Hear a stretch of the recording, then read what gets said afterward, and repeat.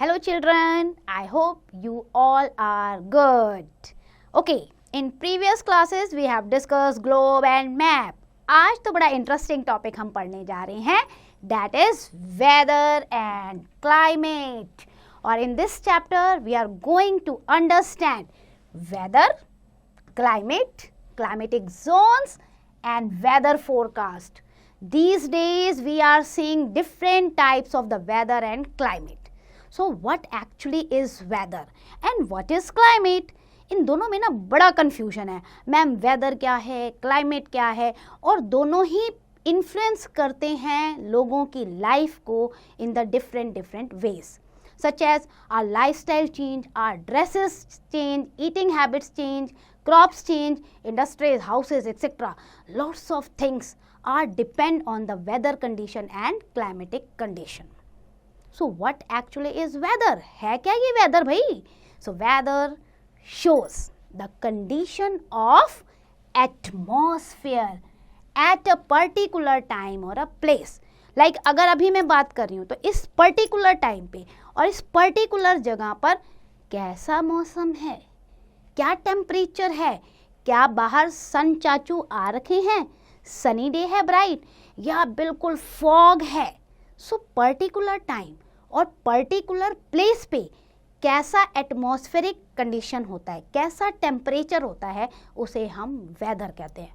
तो इसका तो ये मतलब हो गया भाई वेदर तो चेंज होता रहेगा फ्रॉम आर टू आर, क्योंकि मैम आप तो कह रहे हो पर्टिकुलर टाइम, चलो प्लेस तो यही है. तो यस बेटा, weather can change from hour to hour. You can also find the morning time sometime it is very pleasant. Summer में देखो सुबह सुबह ना निकलना बड़ा अच्छा लगता है, लेकिन 10-11 बजे के बाद ऐसा लगता है हे भगवान हम बाहर क्यों निकले हैं, एक ही दिन में, है ना. तो आर टू आर चेंज हुआ. सेम एज कोल्ड विंटर अभी चल रहा है. कोल्ड विंटर में देखो आप क्या करते हो, सुबह सुबह it is not pleasant for you कि रजाई से बाहर निकल जाएं, लेकिन जैसे ही सन आता है 11 o'clock 12 o'clock, so what you decided to move out. तो it means weather change from particular time from hour to hour. एक ही दिन में you can see the sunny day also, you can see the cloud also, and even you can see the rain also. Okay, so these changes take place in the atmosphere from time to time, day to day. It means it is the weather. So beta, हमने क्या समझा weather क्या है? Weather shows whether it is a sunny, cloudy, rainy, windy, etc. over a short period of time. It means weather क्या है? Particular time पे particular place में change in hour to hour atmospheric condition in the temperature. एक ही दिन में जो changes आ रहे हैं that is the weather. Now we are moving to the next topic that is climate. Climate क्या है? As compared with weather, climate is average condition of weather of a place over a long period of time. For example, month of December this year, that particular day may be quite warm though it is a winter month. तो जब हम climate की बात करते हैं ना बेटा, सो climate में हम लॉन्ग पीरियड ऑफ टाइम देखते हैं, एक दिन नहीं देखते. Let's say 25 year 30 year 35 year का वेदर का एवरेज निकालते हैं. That average is known as the climate of a particular place. Okay, weather day to day phenomena है, लेकिन क्लाइमेट क्या है? लॉन्ग टाइम फिनोमिना है. अभी बहुत सारे फैक्टर होते हैं जो क्लाइमेट को डिपेंड करते हैं, ठीक है. किसी एक फैक्टर से क्लाइमेट चेंज नहीं होता. There are so many factor which are going to effect the climate of particular place. अब कौन से वो फैक्टर्स हैं? Number 1 latitudes, then we are having altitudes above the sea level. Altitude when I am talking about it means height, HEIGHT, height. समुद्र से आप कितनी ऊंचाई पे हैं. Then distance from the sea, sea से आप कितनी दूर हैं. Direction of the wind, wind कहाँ से आ रही है, and direction of the mountain ranges. ये पांचों फैक्टर्स हम डिस्कस करेंगे, तभी इन फैक्टर्स को मिलाकर किसी पर्टिकुलर एरिया का क्लाइमेट इफेक्ट होता है. चलो देखते हैं कैसे इफेक्ट होता है. ठीक है, सबसे पहले हम किस पे आते हैं? लैटिट्यूड्स पे एंड डिस्टेंस फ्रॉम इक्वेटर. बेटा मैंने आपको क्या बताया था, इक्वेटर के पास जो भी एरिया रहेंगी वहाँ क्या होता है, डायरेक्ट सन रेज आती हैं। अब जब डायरेक्ट सन रेज आ रही है तो क्या होगा, वो जोन हीटेड जोन होगा। Same as the area which are very near to the latitudes, they are the warmer area, and the area which are very far away from the latitude, they are the colder region. तो हो गया ना climate आपका। It means the latitude affect the climate of a particular area. Now moving to the altitude or height above the sea level. देखो बेटा ocean है, ocean से आप, ओशियन का जो हमारा लेवल होता है ना उसको हम कहते हैं मीन सी लेवल, MSL। अच्छा आपने कभी ट्रैवल किया होगा ना रेलवे से, तो रेलवे के हर स्टेशन पे हिंदी और इंग्लिश दोनों में लिखा होता है समुद्र तल से ऊंचाई, यानी कि आप मीन सी लेवल से कितनी हाइट पर हो। ठीक है, अब इसका इफेक्ट कैसे पड़ता है, the air is dense at the sea level. आप अगर समुद्र के पास हो ना तो हवा बड़ी घनी सी होती है, लाइक दिस, इस तरीके से आपकी हवा रहती है। ओके, लेकिन जैसे जैसे you go upper the air becomes thinner, बिल्कुल पतली होती जाती है हवा, फैलती जाती है। ओके, तो जितना आप हाइट पे जाओगे हवा क्या होगी, थिनर होती जाएगी, और जितना आप समुद्र के पास रहोगे हवा क्या होगी, डेंस होगी। So the higher you go the thinner becomes the air, मतलब जितना ऊपर गए हवा पतली होती गई। अब इसका क्या इफेक्ट है बेटा, हवा जितनी थिनर होगी ना वो सनरेज की हीट को ऑब्जर्व नहीं कर पाएगी। देखो डेंस है तो इसके अंदर हीट आ गई, इसी के अंदर रहेगी, है ना, लेकिन अगर थिनर है, फैल गई है, तो हीट तो पास ऑन हो जाएगी, है ना। तो यही कारण है कि जैसे जैसे आप अबव सी लेवल जाते हो the air become thinner, it does not observe the sun rays, and this is the reason that the hill station are cooler than the plain area. तो understand कि जितना आप ऊपर जाएंगे उतना ही आप कूलर रीजन में पहुंचते जाएंगे। Now moving to the third factor, that is distance from the sea. अब अगर आप मान लो ओशियन के पास हो तो क्या होगा, मॉडरेट क्लाइमेट होगी, और जैसे ही ओशियन से दूर है आपकी एरिया तो आप एक्सट्रीम क्लाइमेट में पहुंच जाओगे। अब ये कैसे हो गया मैडम, पूछो। देखो आप क्या करो, घर में भी आप ऑब्जर्व कर सकते हो, एक बकेट वाटर ले लो, हैं, और छत होती है ना रूफ पे, वहाँ आप देखो गर्मियों में क्या होगा, आप लैंड और वाटर को कंपेयर करो। ठीक है, जो लैंड होती है ना बेटा हमारी, वो बहुत जल्दी हीटेड हो जाती है, बहुत जल्दी, और शाम होते होते वो बहुत जल्दी कूल भी हो जाती है एज कंपेयर टू वाटर। आप उस बकेट ऑफ वाटर को देखोगे ना तो बाल्टी का जो पानी है वो देर से गर्म होगा और शाम को देर से ठंडा होगा। तो इसका मतलब क्या है, ओशियन क्या है, full of water, water bodies है, तो ओशियन के आसपास जो एरिया होंगी वो उस पानी से इफेक्ट होंगी, क्योंकि भाई वो पानी भी गर्म भी देर से होगा और ठंडा भी देर से होगा, तो इट मीन्स मॉडरेट क्लाइमेट। और जो लैंड सरफेस पे है ओशियन से बिल्कुल दूर, वहाँ लैंड बहुत जल्दी गर्म होगी और बहुत जल्दी ठंडी होगी, उससे क्या होगा, वहाँ पर एक्सट्रीम क्लाइमेट मीन्स बहुत ज़्यादा गर्मी और बहुत ज़्यादा सर्दी होगी। So during the day time the land heats up faster and faster and it heats up the air, the hot air rises up creating the low pressure, and to fill this low pressure the cool air from the sea blows towards the land, and this cool sea breeze makes the land cooler. और just opposite इसका देखना आप क्या होता है, इसका just opposite आप जाओ नाइट टाइम पे, the sea water is still warm, पानी अभी भी गर्म है, हल्का हल्का धीरे धीरे ठंडा हो रहा है, लेकिन लैंड जो है फटाफट ठंडी हो गई, it has cooled down. So क्या होगा, the warm air above the sea rises and creating the low pressure. अब लो प्रेशर आ गया, अब क्या होगा, लैंड पे the cool air blows from the land towards the सी।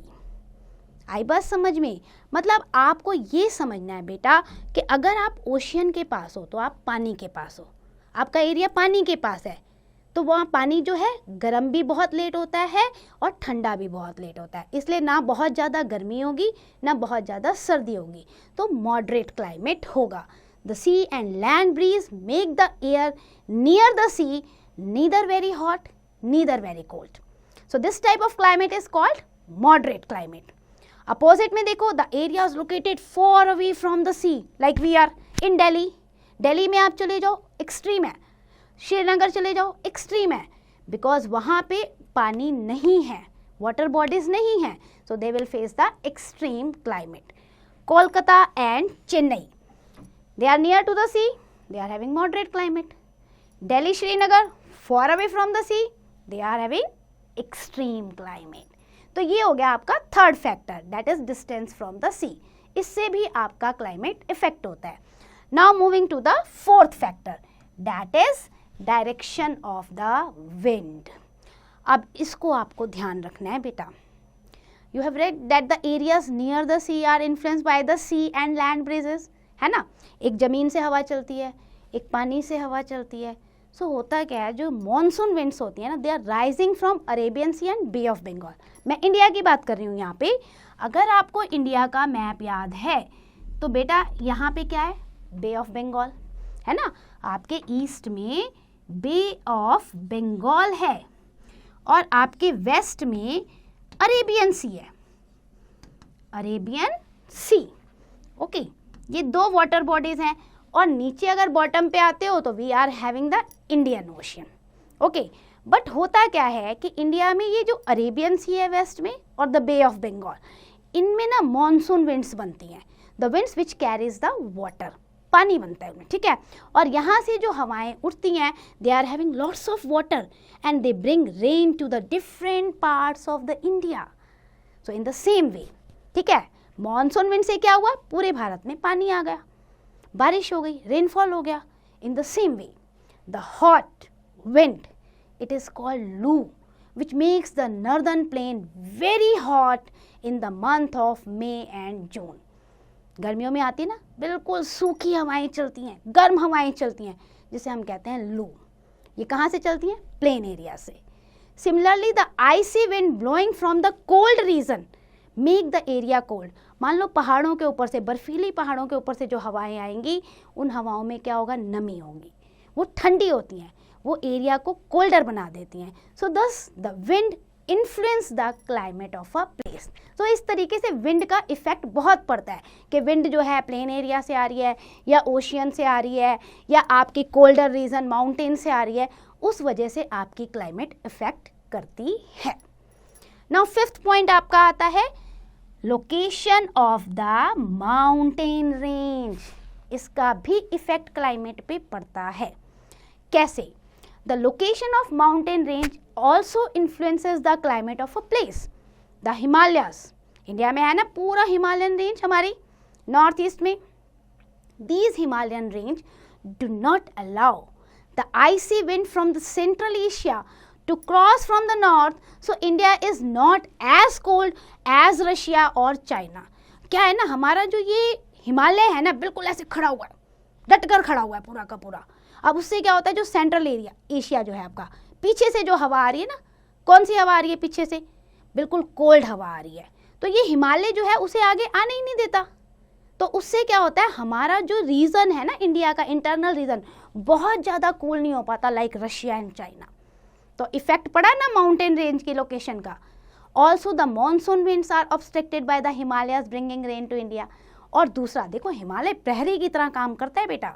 जो हमारी बारिश वाली हवाएं जो इंडिया में आ रही हैं, हिमालय उसे बाहर ही नहीं जाने देता, इसीलिए स्ट्राइक होकर वो इंडिया में ही बारिश करती रहती हैं. इमेजिन अगर हिमालय नहीं होता तो हे भगवान, बाहर से ठंडी हवा आती, पूरा दिल्ली में भी आपको स्नोफॉल दिखती और हमारी रेनफॉल जो है बाहर चली जाती और पानी की कमी हो जाती. तो हिमालय ऑब्स्टेक की तरह भी काम करता है. So clear, 5 factors we have studied: latitudes, altitudes, distance from the sea, distance from direction of the wind and moreover आपका ये moderate climate, extreme climate, location of the mountain range. Now बेटा you have understand all the factors which affected the climate of a particular place. अब हम चलते हैं next topic पे, climatic zones. The first chapter you have read about all those zones. Once again we are going to recall it. The hottest area on the earth are located between which two tropics? Tropic of Cancer and Tropic of Capricorn. Tropic of Cancer कहाँ है हमारा? Northern hemisphere में 23.5 degree north पे, और tropic of Capricorn कहाँ है हमारा? 23.5 degree south southern hemisphere में। तो बेटा 0 डिग्री इक्वेटर से लेके ट्रॉपिक ऑफ कैंसर और 0 डिग्री इक्वेटर से लेके ट्रॉपिक ऑफ कैप्रिकॉर्न तक की जो एरिया होती है वहाँ क्या होता है? स्ट्रेट सनरेज फॉल हो रही होती है, तो इसलिए वो हॉटेस्ट जोन होता है, hottest area on the earth. Same ऐसे जब हम 23.5 डिग्री से ऊपर जाते हैं 66.5 डिग्री तक, क्या आता है हमारा? वो आते हैं हमारे circles, Arctic circle and Antarctic circle. Okay, यानी कि 23.5 north to the 66.5 degree north, that is your Arctic circle, and 23.5 degree south to the 66.5 degree south, that is your Antarctic circle. तो 23 से लेके 66 के बीच का जो ये एरिया है, यहाँ स्लांटिंग सनरेज जा रही है, स्ट्रेट तो जा नहीं रही, स्लांटिंग है, तो इसलिए ये जोन क्या होगा? मॉडरेट टेम्परेचर वाला जोन होगा। तो ये दूसरा आपका जोन बन गया, one is hottest zone and another is moderate temperature zone. फिर जब हम बात करते हैं कोल्डेस्ट एरिया की, बिल्कुल कूलर रीजन की, तो हमें क्या करना पड़ेगा? हम सर्कल से जाएंगे पोल की तरफ, आर्कटिक सर्कल से नॉर्थ पोल, यानी 66.5 डिग्री से हम पहुंचेंगे 90 डिग्री नॉर्थ पोल पे, और देन नीचे आएंगे सदर्न हेमिस्फीयर में 66.5 डिग्री, अंटार्कटिक सर्कल से हम जाएंगे 90 डिग्री साउथ पोल पे। तो ये हमारा बिल्कुल कोल्डेस्ट जोन होगा, क्योंकि यहाँ तो सनरेज पहुँच ही नहीं रही हैं। So there are these three areas, hottest, moderate and coldest area, and these are known as climatic zones. Just check how. The hottest zone is known as torrid zone or the tropical zone. आप इस diagram में check करो बेटा, this is your equator, 0 degree equator, और सन हमारा कहाँ होता है? सन हमारा हमेशा ऐसे होता है, इक्वेटर के सामने, डायरेक्ट सनरेज। तो ये क्या है? ये जो बिल्कुल लाइट आपको दिख रहा है colour, that is torrid zone. ठीक है, अब आप देखो इसे कहाँ तक है? ये ट्रॉपिक ऑफ कैंसर से ट्रॉपिक ऑफ कैप्रिकॉर्न तक है। देन सेकेंड जोन जो है हमारा, जिसे हम मॉडरेट क्लाइमेट कहते हैं, वो हमारा है ट्रॉपिक ऑफ कैंसर से आर्कटिक सर्कल तक, ये वाला एरिया, ठीक है, और ट्रॉपिक ऑफ कैप्रिकॉर्न से अंटार्कटिक सर्कल तक, ये हमारा क्या कहलाता है? Temperate zone. क्योंकि नॉर्दर्न हेमिस्फीयर में है सो नॉट टेम्परेट जोन, और सदर्न हेमिस्फीयर में है तो south temperate zone. Then third आपका जो जोन आएगा, दैट इज योर बिल्कुल cold region, frigid zone. Okay, ये देखो 66.5 डिग्री सर्कल से आप ऊपर जा रहे हो नॉर्थ पोल पे, बिल्कुल, तो ये पोर्शन जो है बेटा, this portion is very cool, तो इसे हम कहते हैं फ्रिजिड जोन। नॉर्थ में नॉर्थ फ्रिजिड जोन और साउथ में आपका south frigid zone. So clear, 3 region, tropic जो आपका आ रहा है that is torrid region, then आपका temperate region, and the third is frigid zone. Now students, we are going to move to the next topic, that is weather forecast. और क्या होता है? ममा घूमने का प्लान बनाते हैं, नेक्स्ट वीक हमें यहाँ जाना है, एंड ममा एंड पापा इज़ वेरी क्लेवर, गूगल करते हैं फटाफट, नो बेटा दिस डे तो रेन शो कर रहा है, रेनी डे है, हम बाहर नहीं जा सकते। Oh my God, these day weather forecast are very useful and very important to us. Why? Because we can plan our different activities like journey, कहाँ जाना है, कहाँ घूमने जाना है, वेदर फोरकास्ट पे डिपेंड करता है, and about our function also. This day schools में भी रिपब्लिक डे होता है, इंडिपेंडेंस डे सेलिब्रेशन होता है, the schools are looking for the weather forecast, weather the open celebration will be there और द आपका ऑडिटोरियम में सेलिब्रेशन होगा, है ना। तो weather forecast are very important for your journey and the different activities. However, the science of weather forecast has not yet become very perfect. बेटा हम ये नहीं कह सकते जो वेदर फोरकास्ट हो गया ना तो वो उस दिन होकर ही रहेगा, परफेक्ट तो नहीं है हमारी वेदर साइंस। लेकिन somehow आसपास तो है. So the weather forecast of a place is done keeping various factor in mind as seasons of that particular area, कैसा सीजन चल रहा है, विंड डायरेक्शन कैसी है, क्लाउड आसमान में दिख रहे हैं या नहीं दिख रहे हैं, टेम्परेचर हाई हो रहा है या लो हो रहा है, इन सब चीज़ों को ध्यान में रखकर देन हमारा जो मीटेरोलॉजिकल डिपार्टमेंट होता है वो वेदर फोरकास्ट अनाउंस करता है. Even the satellite also help us in this forecasting. Weather forecasts are regularly given in newspaper and your television also, isn't it? And these days mobile also show the weather forecast to you. Now moving to your knowledge window. The science of weather forecasting is called meteorology, and the people who do this are called meteorologists. जो इस काम को करते हैं उन्हें हम meteorologist कहते हैं. Now recall, क्या आपने याद किया है? Let's do the quick revision whether you have remember or not.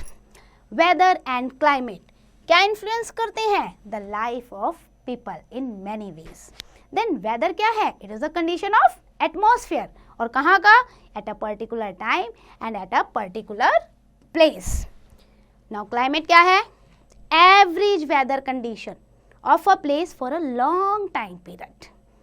The climate of a place influenced by many factors, जिसमें से हमने क्या डिस्कस किए थे? Latitude, altitude, distance from the sea, direction of wind, location of mountain. And after that, 3 climatic zones: torrid, temperate and frigid zone. And weather forecast. Whatever the weather forecast of a place which is done keeping in mind of different factors such as season, wind, clouds, temperature, etc.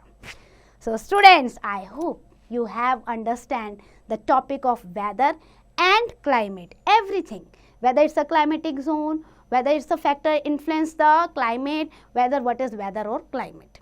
अब आपकी बारी है, revise कीजिए अच्छे से, learn कीजिए.